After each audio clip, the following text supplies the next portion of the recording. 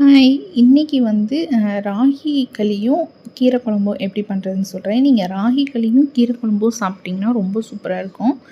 இதுக்கு வந்து 1 டம்ளர் அளவுக்கு ராகி மாவு, 1 டம்ளர் அளவுக்கு தண்ணி ஊற்றிட்டு, கொஞ்சம் உப்பு போட்டுட்டு நல்லா வந்து கரைச்சி வச்சுருங்க. இப்போ வந்து நீங்கள் நிறைய பண்ணுறதுனா ஒரு மாதிரி பாத்திரத்தில் வந்து பண்ணிக்கலாம். இன்றைக்கி சிம்பிளாக ஒருத்தர் 2 பேருக்கு பண்ணுறதுனால வந்து 2 டம்ளர் அளவுக்கு தண்ணி ஊற்றி அது கொதிச்சதும் நம்ம கரைச்சி வச்சுருக்கிறோம்ல கட்டி இல்லாமல், அதையும் வந்து சேர்த்துருங்க.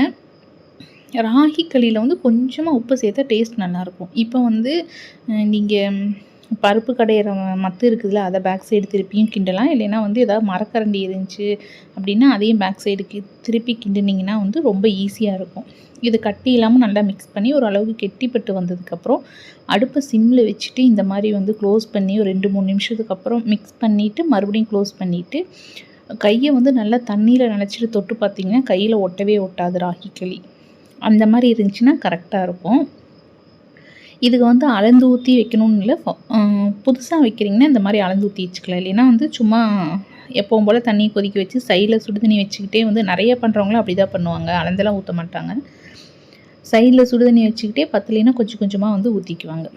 இப்போ வந்து கீரை குழம்புக்கு குக்கரில் 1/2 டம்ளர் பருப்பு, 1/2 டம்ளர் துவரம்பருப்பு 2 சேர்த்துட்டு மஞ்சத்தூள், ஜீரகம், விளக்கெண்ணெய் இதை வந்து சேர்த்து நல்லா ஃபஸ்ட்டு மிக்ஸ் பண்ணி விட்டுருங்க.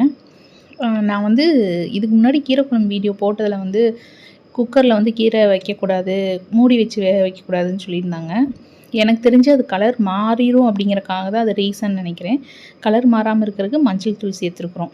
இப்போ வந்து பூண்டு, வெங்காயம், ஒரே ஒரு தக்காளி, கீரை எல்லாம் சேர்த்து ஒரு மீடியம் ஃப்ளேமில் ஒரு விசிலும், சிம்மில் ஒரு விசிலும் வச்சு எடுத்துட்டிங்கன்னா சூப்பராக வெந்துடும். கலரும் மாறாது. இப்போ மஞ்சட்டியில் தேங்காய் விட்டுட்டு கடுகு, வரமிளகாய் 2, பச்சை மிளகாய், வெங்காயம் இதெல்லாம் சேர்த்து நல்லா வதக்கிடுங்க. கொஞ்சம் மிளகாய் வந்து கம்மியாகவே வந்து போட்டுக்கலாம். ரொம்ப போட்டோம் அப்படின்னா கீரையும் பச்சையாக இருக்கும், பச்சை மிளகாவும் பச்சையாக இருக்கிறதுனால குழந்தைங்களுக்கு ஊட்டுறதுனா வந்து அப்படியே மிளகாய் வந்து சேர்ந்து போயிடும். இப்போ வந்து நல்லா வதங்கட்டும். இப்போ ஜீரகம் வந்து சேர்த்துக்கோங்க.